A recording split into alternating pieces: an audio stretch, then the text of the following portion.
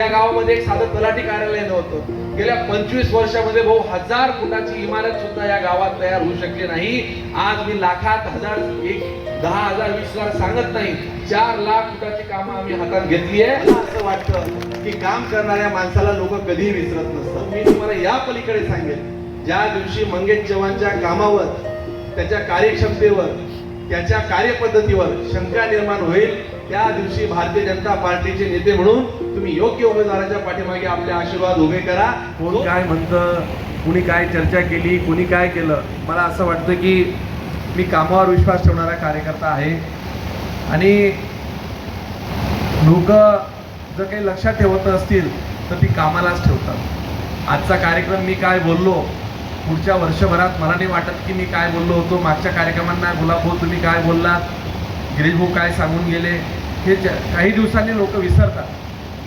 पण मी तुम्हाला सांगतो, 25 वर्षाने जर या रस्त्याने कोणी माणूस गेला, जर गिरीशभाऊंचा नातू पुण्याहून जर इकडनं जात असेल, गुलाबभाऊंचा नातू जात असेल, तर ते सुद्धा सांगतील की माझे आजोबा पालकमंत्री होते, त्या काळात त्यांनी ही उद्घाटन केलं.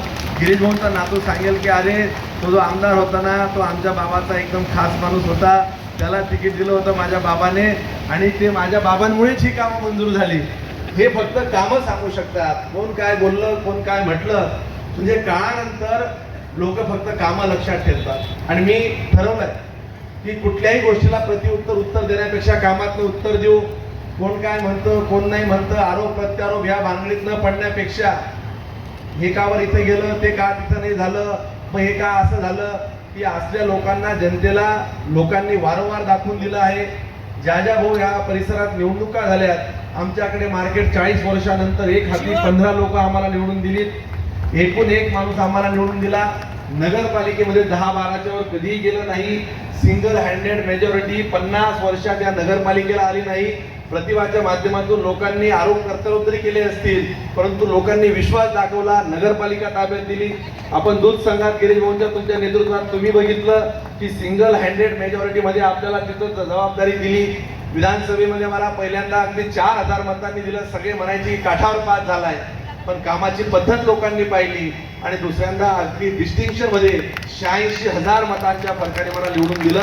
मला असं वाटतं की काम करणाऱ्या माणसाला लोक कधीही विसरत नसतात. राजभाऊ तुम्ही सांगत होतात की 15 वर्ष आता आम्ही ठरवलं की मंगेश दादा मागे राहायचं आणि तुम्ही गिरीशभाऊंना विनंती केली.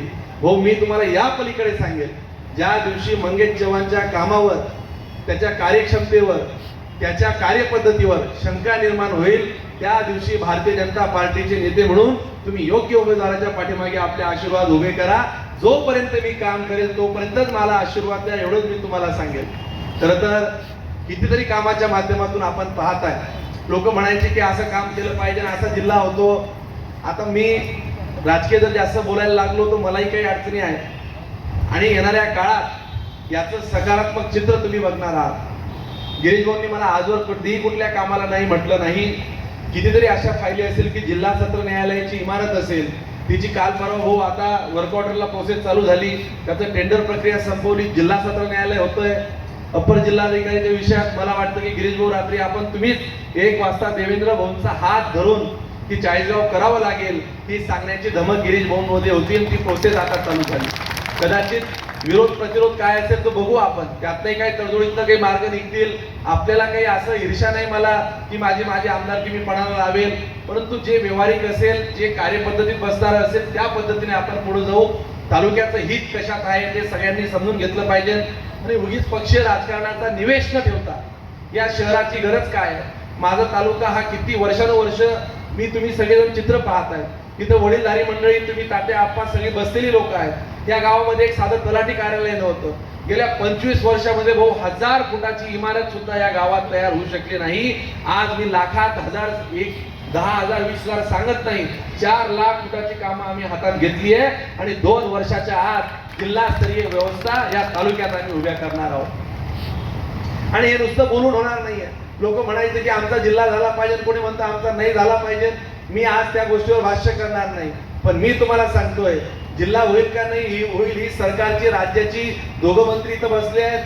हा राज्याचा निर्णय तेव्हा व्हायचा तो होऊ द्या, पण जिल्ह्याच्या पॅरलल व्यवस्था या 4 वर्षामध्ये सरकारच्या माध्यमातून गिरीशभाऊंच्या नेतृत्वात गुलाबभाऊंसोबत काम करून तुम्हाला सगळ्यांना ज्या जिल्हास्तरीय व्यवस्था आहेत त्या 70% व्यवस्था या 3 ते 4 वर्षात नुसते भूमिपूजन किंवा उद्घाटन नाही तर लोकांना ती कार्यालय लोकार्पण करून देण्याची जबाबदारी मी प्रामाणिकपणे स्वीकारेन.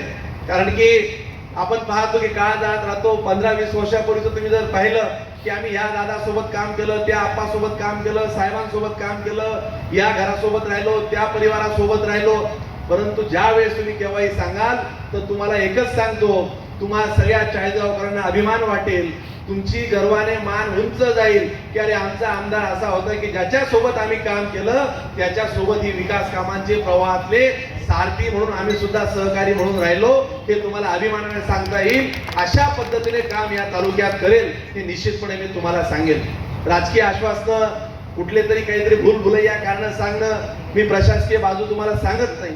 पण गिरीश भाऊ, मी काही आता तुमच्या सगळ्यांसमोर सांगावं, कोणीतरी म्हटलं की राज्याचे आपले अध्यक्ष म्हटले की अजून त्यांच्याकडे 2 वर्ष खातं पाहिजे होतं.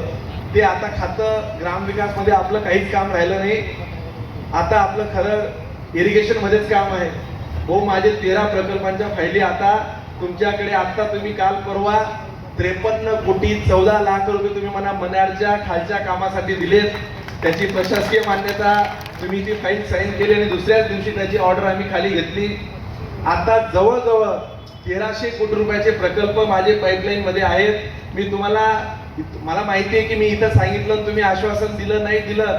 तुम्ही कुठलंच काम चाळीसगाव म्हटल्यानंतर कितीतरी असे उदाहरणं असतील. इथं उपसचिव आपले प्रशांत पाटील चाळीसगावचेच आहेत. तुम्ही जर कधी फोन केला असेल तर जामनेरचं एखादं काम बघा आणि सांगितलं असेल त्याच्यानंतर ऍड ऑन असायचं की चाळीसगावला पण त्यात ते ऍड करून घ्या. अशी ग्रामविकासची कामं केलीत.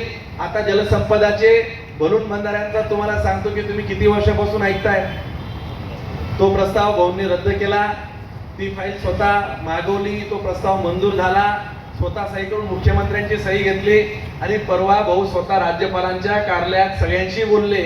आणि मी तुम्हाला सांगतो आजपासून 100 दिवसाचा आत ते बलून बंधाऱ्यांच्या ऐवजी बॅरेजच्या स्वरूपात 7 बंधाऱ्यांची प्रशासकीय मान्यता राज्याच्या अखत्यारीतली. जी स्वप्न किती वर्षापासून हा तालुका पाहत होता, बडगाव पाचोरा पाहत होता. अनेक आश्वासनं काय झाले नाही झाले मला त्यात पडायचंच नाही. पण मी तुम्हाला सांगतो याच टर्म मध्ये या 4 वर्षाच्या आत हे 7 बंधारे आणि गुलाब भाऊ तुम्हाला दोघांना अजून 100 दिवसात तिथे यायचं आहे. ही कामं जी आज तुम्ही पाहिली ही कामं फक्त 10% आहेत. तुम्ही विश्वास ठेवा येणाऱ्या काळात ही कामं म्हणजे अगदी ही तोंड लावायची चटणीची कामं आहेत. खरी मोठी कामं आत्ता चालू झाली आहेत. काही कामं पाईपलाईन मध्ये आहेत. या 4 वर्षात जी कामं होतील महाराष्ट्रात तुम्ही कुठेही गेलात तर चाळीसगावच्या कामांचं कौतुक निश्चितपणे झाल्याशिवाय राहणार नाही. हे निश्चितपणे तुम्हाला सांगतो.